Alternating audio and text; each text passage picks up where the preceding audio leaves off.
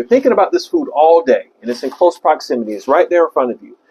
You haven't even closed your cupboard. What's going to happen is you're going to trade in your mental clarity for frustration. Hello, I'm Dr. Cooper of In Harmony Functional Medicine, home of the Harmony Way, where we are cultivating a climate for wellness. I have a question for you today. Have you ever considered how and why skipping meals can actually benefit your health? Why so many people swear by this? And have you ever wondered if this is the right fit for you?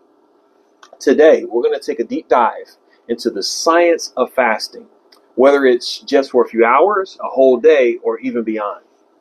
I'm going to tell you everything you need to know about fasting. Don't forget to stick around for the very end. I'm going to share with you the Harmony Way. So, what is fasting? Fasting is a voluntary abstinence from food or water for a period of time. For the purpose of this discussion today, we're going to be referring to food fasting exclusively. But first, consider this. Fasting is a very powerful tool, but it's not for everybody, especially if you're a person who's taking insulin, have hypoglycemia, are an adolescent or pregnant or breastfeeding, have a history of eating disorders, or you have adrenal fatigue, or a type of diabetes like type 1 diabetes. Always be sure to consult a professional, especially if you have one of these underlying health conditions. Now, fasting is built into human evolution. For most of human history, food wasn't always available. So our ancestors, they didn't have 3 meals a day. They didn't eat snacks. They definitely didn't use Uber Eats. Okay? They ate when food was available. And sometimes that was only once a day. Sometimes that was not for 1, not for even 2 days. And our metabolism has evolved to function optimally during periods of fasting. This helps us to use stored fat for energy.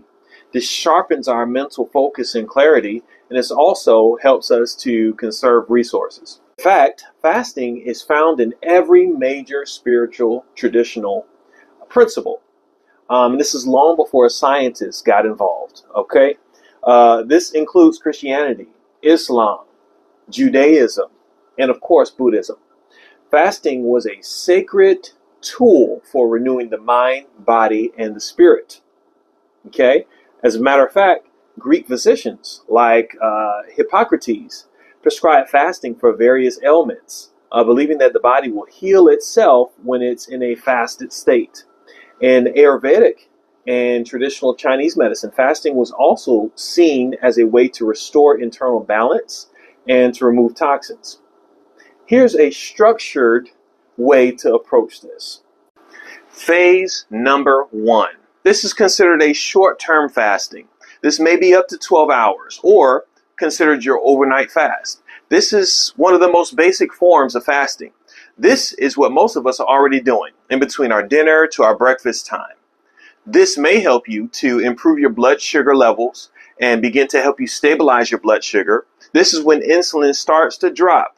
This is also when your body begins to shift away from a period of constant digestion. This also prepares the body to tap into that fat storage. Sounds like a good thing, right? And it also gives the gut a much needed opportunity to take a break. Now, you can think of this as your nightly reset. This brings us to phase number 2. This is considered a intermittent fasting or a time-restricted eating pattern. Now, we're entering the realm of intermittent fasting. This includes patterns like 16 to 8, where you fast for 16 hours and eat during an 8-hour window, or a 18-6, where you fast for an 18-hour window and you eat during a 6-hour window. Now, some people, they do what's called an OMAD, where they eat 1 meal a day. Relax, folks, okay? There's levels to this. What are some of the benefits? You're going to see an increase in fat burning via lipolysis. You're going to also improve your insulin sensitivity. You're going to boost things like your human growth hormone. This is very important. You're also going to see mild autophagy begin. Now, this is when your body is eliminating those damaged cells. Those damaged cells that could be causing your disease, they could be causing your infections and even cancer. I cannot emphasize how miraculous this can be for your health. This also reduces inflammatory markers, so your inflammation starts to decrease. This is where many people start seeing changes in their energy, in their mood, and even in their waistline. All, mind you, without even calorie counting. This brings us to phase number 3. Phase number 3, okay, a 24 to 72 hour fast. Extended fasting takes things to the next level. We're talking about 24 to 72 hours done safely. This could be incredibly great for your health. Let me walk you through the benefits of this. And trust me, the benefits, once again, are many. At hour number 24, your liver glycogen fully depletes, which means the glucose, sugar that your liver is holding, it gets rid of. Your fat becomes your primary source of fuel. This also deepens insulin sensitivity. Isn't that great? At hour number 48, your cellular repair starts to develop. This is called autophagy, and it intensifies. Inflammation drops significantly at this stage. Mental clarity starts to peak. Okay, let's talk about hour number 72. Your cells start to regenerate. It's called stem cell regeneration, and it begins at this phase. That's right. Your body's unlocked potential for regenerating your organs and your vital tissue, it starts to peak.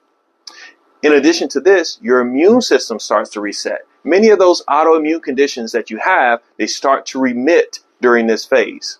The next thing that happens is a deep detoxification and mitochondrial cleanup. And this is very important for the health of your cells and the health of your energy. Now, these fasts are powerful, but they're not for everybody.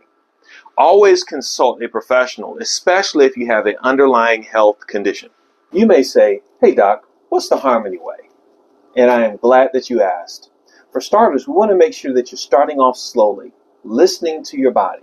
You may only be able to do 12 hours at a time in the beginning, but as you add 30 minutes each day, before you know it, you'll be at 16 or even 18 hours with relevant ease. Now remember, this is not about eating less. This is about your eating window. And intermittent fasting is not about binge eating. Don't scarf down a whole trough of bad food one time per day and expect to be healthy. You want to make sure that you're eating and consuming slowly. Slow down and savor your food. Avoid overeating. A condition called refeeding syndrome will absolutely shut you down. Trust me. So remember, when you begin to eat again after your fast, eat easily digestible foods to help you break that fast, like cooked veggies or soft proteins or even fruits. Now, don't watch the clock. If you stay busy, this may be the easiest way for you to fast. But if you keep watching that clock, it's going to be very difficult. But if your food is in proximity of you, think about this. And you're thinking about this food all day, and it's in close proximity. It's right there in front of you. You haven't even closed your cupboard. What's going to happen is you're going to trade in your mental clarity for frustration. And we definitely don't want that to happen either. Please continue to consume electrolytes, like in powder form or pill form, and watch out for too much sugar in those. Please also continue to drink water, unless you're trained to do a dry fast. Now, supplements like your multivitamins, your vitamin Bs, your vitamin D, with lipids, your probiotics are all still very important to help you in your vitamin and your mineral deficiencies. And sometimes this happens and it's exacerbated by fasting. So make sure you keep taking your vitamins. Now, if you're going to exercise fasted, consider exercising near the end of your fasted period so that you can replenish yourself pretty quickly. Now, what are some things that can help curb that appetite? Things like gum without sugar. Things like herbal teas or black teas or diluted apple cider vinegar, and of course, water. Listen, if your benefits of fasting have plateaued, we would love to help you get back on track and get you into the next stage of your healing. As always, that's how we can help.